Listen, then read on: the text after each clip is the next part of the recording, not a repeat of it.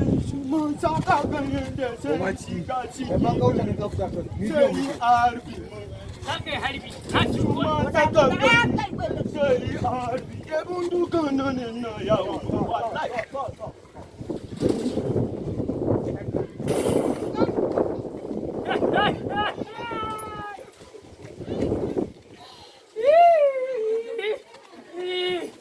kai jama'a